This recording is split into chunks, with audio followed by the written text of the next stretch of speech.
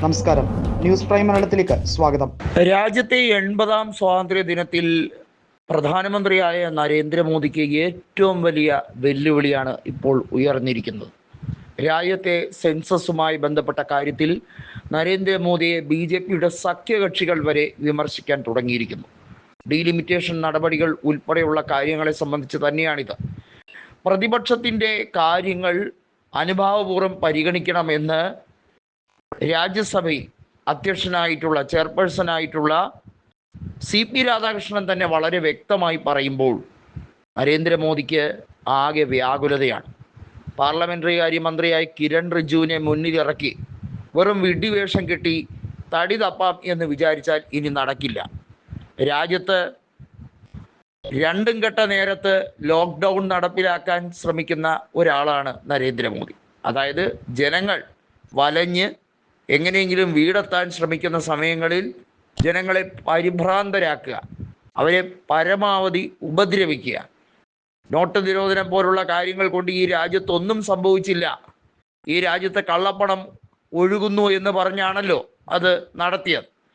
ഈ രാജ്യത്തെ ലോക്ക്ഡൗൺ നടത്തിയത് എന്തിൻ്റെ പേരിലാണ്?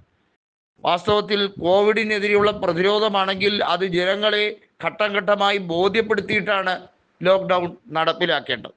അതല്ലാതെ ഒരു നിമിഷം കൊണ്ട് സ്തംഭിപ്പിക്കുകയല്ല ചെയ്യുന്നത്. എന്നാൽ നരേന്ദ്രമോദി ക്യാബിനറ്റിന് താഴിടുന്ന രീതിയിൽ മോദി ക്യാബിനറ്റിനെ ലോക്ക്ഡൗണിലേക്ക് എന്നേക്കുമായി തള്ളിവിടാനാണ് കൃത്യമായും പ്രക്ഷോഭ പരിപാടികളുമായി CJPയും അതുപോലെ വിവിധ NGO സംഘടനകളും ഇറങ്ങിയിരിക്കുന്നത്. അതായത് വളരെ വൈകാതെ തന്നെ നരേന്ദ്രമോദി മന്ത്രിസഭയിലെ പ്രമുഖരായ 2 കേന്ദ്രമന്ത്രിമാർ കുടുങ്ങും. അവർ ഈ രാജ്യത്തെ ഏറ്റവും വലിയ അഴിമതിക്കാരാണ് എന്ന് മുദ്ര കുത്താൻ ഒക്കുന്ന തെളിവുകളുമായി രാജ്യത്ത് ജന്തർ മന്ദറിൽ പ്രക്ഷോഭം ആരംഭിക്കും. ഇനിയും മന്ത്രിമാർ നിരവധി രാജിവെക്കും. അപ്രതീക്ഷിതമായിരിക്കും ആ ലോക്ക്ഡൗൺ. അതായത് ജനങ്ങളെ ഒരു രീതിയിലും ഫണ്ടമെൻ്റൽ റൈറ്റ്സും ഡ്യൂട്ടീസും ഒന്നും അനുവദിക്കാതെ കോടതിയെ വരെ നോക്കൂത്തിയാക്കി അംബേദ്കർ നയങ്ങളെ മുഴുവൻ കത്തിച്ചു കളയുന്ന രീതിയിലുള്ള പരിപാടികൾ നടപ്പിലാക്കാനാണ് നരേന്ദ്രമോദിയുടെ ആവിഷ്കാരം.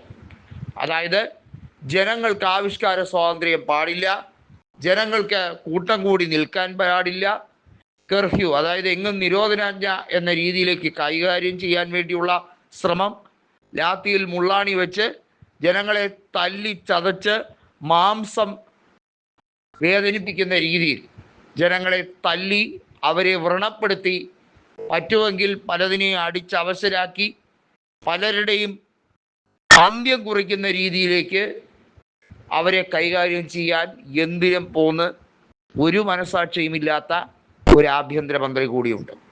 പറഞ്ഞു വരുന്നത് ജനങ്ങൾ മോദിയെ വീട്ടിലിരുത്തുന്ന രീതിയിലേക്ക് ലോക്ക്ഡൗൺ തുടങ്ങുന്നു. സാധാരണ ഏതെങ്കിലും പൊളിറ്റിക്കൽ പാർട്ടിയിലെ നേതാവ് പറയുകയാണ് മോദി ഇനി ഫ്ലാഗ് ഉയർത്തില്ല, അടുത്ത തവണ വീട്ടിലിരുന്നായിരിക്കും ഇത് കണ്ടുകൊണ്ടിരിക്കുന്ന മറ്റാരെങ്കിലും ആയിരിക്കും പ്രധാനമന്ത്രി പദത്തിലെന്ന് പറഞ്ഞാൽ നമ്മൾ സാധാരണക്കാർ എന്ത് ചെയ്യും? ഊറിച്ചിരിക്കും. വാസ്തവത്തിൽ അതല്ല. മോദിക്ക് വലിയ വെല്ലുവിളിയാണ് അഭിജിത് ദീപ്കെ നടത്തിക്കൊണ്ടിരിക്കുന്നത്.